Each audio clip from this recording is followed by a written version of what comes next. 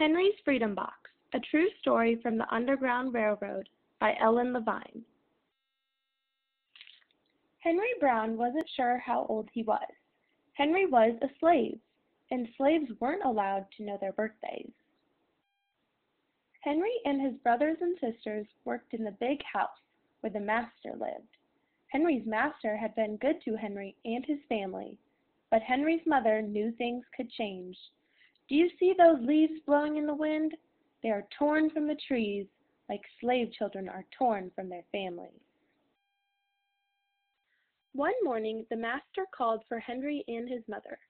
They climbed the wide staircase. The master lay in bed with only his head above the quilt. He was very ill. He beckoned them to come closer.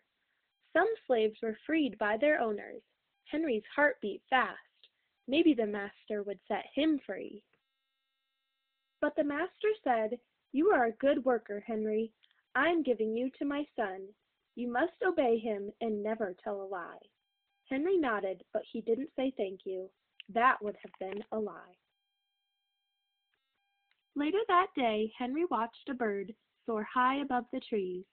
"Free bird! Happy bird!" Henry thought. Henry said goodbye to his family.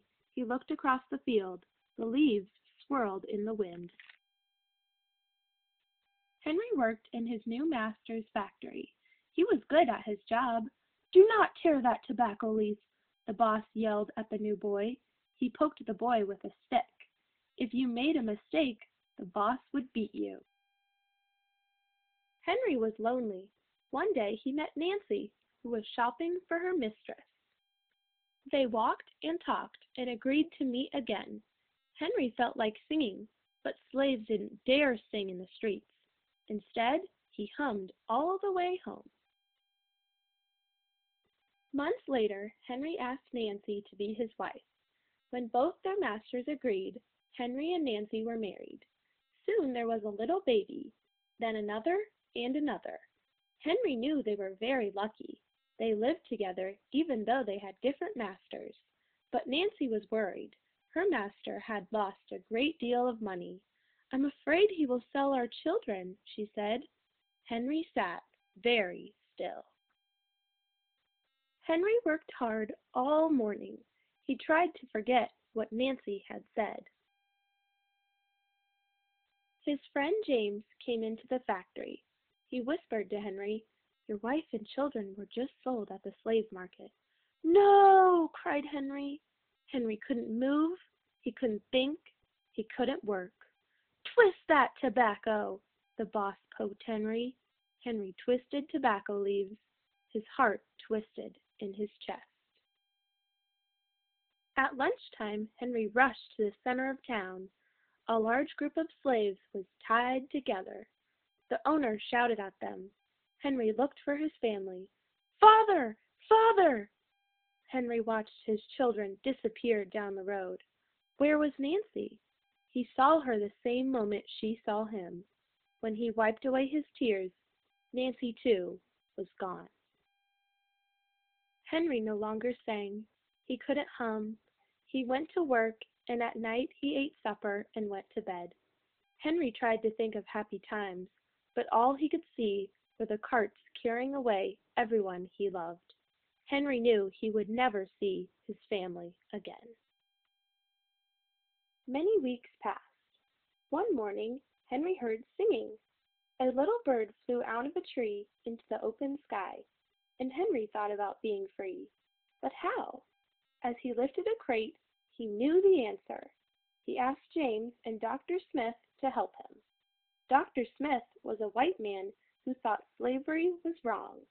They met early the next day at an empty warehouse. Henry arrived with a box. "I will mail myself to a place where there are no slaves," he said. James stared at the box, then at Henry.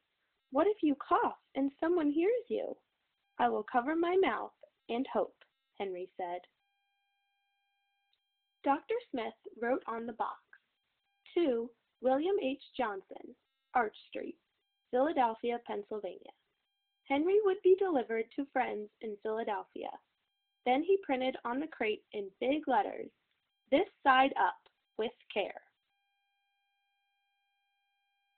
Henry needed an excuse to stay home or the work boss would think he had run off. James pointed to Henry's sore finger, but Henry knew it wasn't bad enough. He opened a bottle of birch oil. "No!" cried James. Henry poured it on his hand. It burned his skin to the bone. Now the boss would have to let him stay home. Dr. Smith bandaged Henry's hand. They arranged to meet the next morning at 4 o'clock. The sun was not yet up when Henry climbed into the box. "Ready," he said. James nailed down the lid. Dr. Smith and James drove to the station. The railway clerk tipped the box over and nailed the paper to the bottom. Dr. Smith begged the clerks to be careful, but they didn't listen. They threw the box into the baggage car. Hours passed. Henry was lifted up and thrown again. Upside down! He heard waves splashing. This must be the steamboat headed for Washington, D.C. The ship rode smoothly, but Henry was still upside down. Blood rushed to his head. His face got hot. His eyes ached. He thought his head would burst, but he was afraid to move. Someone might hear him. "I'm tired of standing," someone said. "Why don't we move that box and sit on it?" said another. Henry held his breath. Could they be talking about his box? Henry was pushed. The box scraped the deck. Now he was on his right side, now on his left, and suddenly right side up. "What do you think is in here?" said the first man. "Mail, I guess," said the other. "I am mail," thought Henry, but not the kind they imagine. Henry was carried off the steamboat and placed in a railroad car, this time head up. He fell asleep to the rattling song of the train wheels. He awoke to a loud knocking. "Henry, are you all right in there?" "All right," he answered. The cover was pried open. Henry stretched and stood up. 4 men smiled at him. "Welcome to Philadelphia." At last, Henry had a birthday, March 30th, 1849, his first day of freedom. And from that day on, he also had a middle name. Everyone called him Henry Fox Brown.